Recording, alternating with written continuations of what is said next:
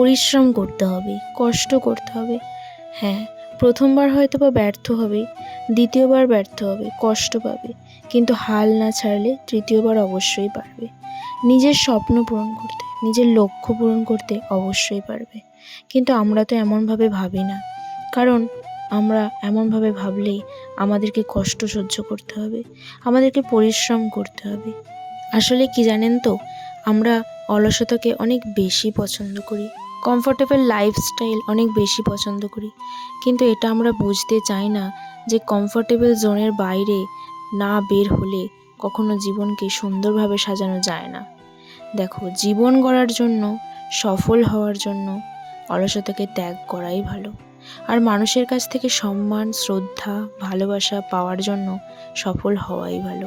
তুমি নিজের জীবনকে সুন্দর করতে চাও, স্বপ্নগুলোকে পূরণ করতে চাও, সফল হতে চাও, অথচ পরিশ্রম করতে চাও না, এটা তো হতে পারে না। পরিশ্রমের নেশায় পড়ো কিছু সময়ের জন্য, আরাম ত্যাগ করো, নিজেকে সুন্দরভাবে গড়ে তোলো। এমন ধারণা রেখো না যে পৃথিবীতে সব কিছু এমনি এমনি ঘটে যাবে।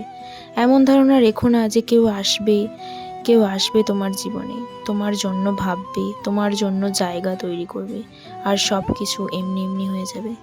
পরিশ্রম করো, অবশ্যই সফল হবে একদিন। নমস্কার বন্ধুরা, আমি সুপর্ণা। আমার একটা নতুন ব্লগ ভিডিওতে তোমাদের সবাইকে অনেক অনেক স্বাগত জানাই।